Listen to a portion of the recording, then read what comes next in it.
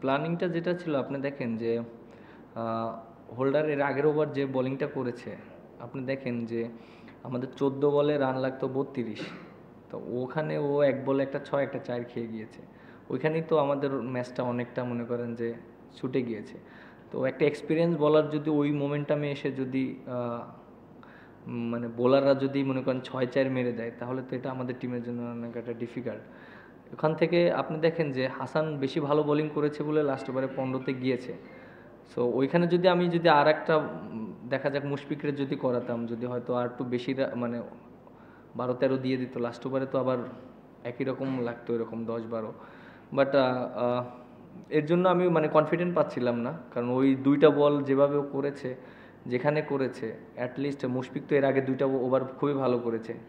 এবং আপনি দেখেন যে ওদের যে ভাইটাল ব্যাটসম্যান তার উইকেটটাও নিয়েছে। সো ওইভাবে আমি চিন্তা করে লাস্ট ওভারটা ওই দিয়েছিলাম।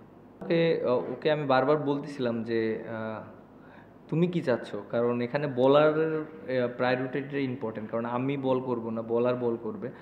আর যেহেতু ওকে বারবার আমি বলতেছিলাম কি চাচ্ছ, তুমি যেটা চাচ্ছ সেটার উপরেই প্ল্যান করো, স্টিক করো। তখন আমাকে ও বলতেছিল যে ভাই আমি ইয়র্কার করব, ইয়র্কার। তখন আমি বললাম যে ইয়র্কার যদি করো তাহলে কোথায় করলে ভালো হবে, যে তখন বললো যে ভাই আমি স্টাম্পেই করব। তখন আমি বললাম ঠিক আছে, স্টাম্পে ইয়র্কার করার চেষ্টা করো, স্টাম্পে ইয়র্কার করলে হয়তো করবে।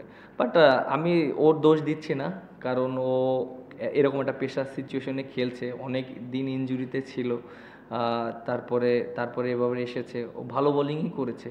খালি আমার কাছে মনে হয় লাস্ট ওভারটা এরকম প্রেশার সিচুয়েশন অনেক দিন পরে এসে ম্যাচ খেলাটা অনেকটা ডিফিকাল্ট। বাট আমার কাছে মনে হয় যে ওই ওভারটা আমি দোষ দিচ্ছি না। আমার কাছে মনে হয় যে হোল্ডারের ওই দুইটা বল অনেক ইম্পর্টেন্ট ছিল, কারণ তার অনেক এক্সপিরিয়েন্স আছে এবং সে সব জায়গায় টুর্নামেন্ট খেলে বেড়ায়। আমি ওর কাছ থেকে এটা আশা করি না, হোল্ডারের কাছ থেকে, যে 2 বলে 6 1 4 খেয়ে যাবে। ওখানেই তো আমাদের খেলা অর্ধেক শেষ হয়ে গিয়েছে।